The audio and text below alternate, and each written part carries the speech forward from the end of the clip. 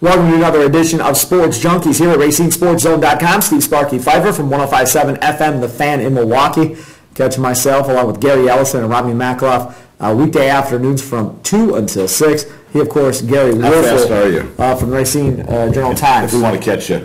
Well, 4 hours fast. Okay. We're on for 4 hours each day, Monday through Friday. Check us out. Bucks basketball. We always have the Pick and Say basketball postgame show after games on our station. Gery Woelfel joins us for his segment each and every night. Khris Middleton now putting up a couple of 30-point games, averaging about 20 points or so in the month of March at this point, averaging 18 points a game in February.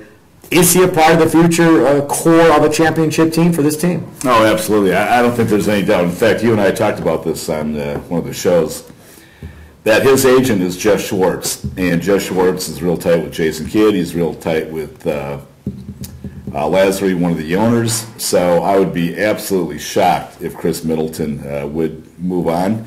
And then on top of all that, which you don't really need anything else on top of that, he told me last night that his thoughts are solely on Milwaukee. He doesn't want to go anywhere. He's That's great. Absolutely, totally content remaining with the Bucks. Well, that's good to hear. Now let's talk about numbers. What type of numbers is he looking at? Because I had thought coming into this, $6 to $8 million a year. That's probably where it's going to be. But if he keeps playing at the level he's playing at, I could see it going north of 10. It could. I think it's all going to hinge on the playoffs. I mean, that's when everybody's watching, especially the GMs and the coaches and the owners. You know, Khris Middleton has a 30-point game, which he has done now in 2 of the last 3 games. Cha-ching, you know, it's going to go through the roof. I would be shocked if he got anything less than $7 million. Right now, that is like the ballpark figure. But here's the other thing, Steve, that you have to factor into the equation. If you look at the upcoming TV contract. No, well, that too, right. The NBA draft. There are not a lot of good shooting guards. Well, again, looking at it ahead of time, I love Khris Middleton, I think his kid's name, from Michigan. He might be there in that Bucks area. Now, he's coming off of an injury this year. Right. Yeah. But to that point, even if they bring back Middleton, which because the NBA is backwards, the most backwards league ever, you have the draft and then you have free agency 2 months later. Because you don't know where that's going to go. Right. But if you're convinced that you're bringing him back, I don't think that means you shy away from a shooter if there's one there in the middle of the end of the first round for the Bucks, because they need more shooters on this basketball team regardless. Yeah, you know, but my point is there's probably going to be 2 shooting guards in the lottery, and those are the 14 top selections. Well, you're not in the lottery anyhow. Who cares? No. But I'm saying for free agency. Teams that would pursue Khris Middleton in free agency. He's a restricted free agent. The Bucks can match any offer.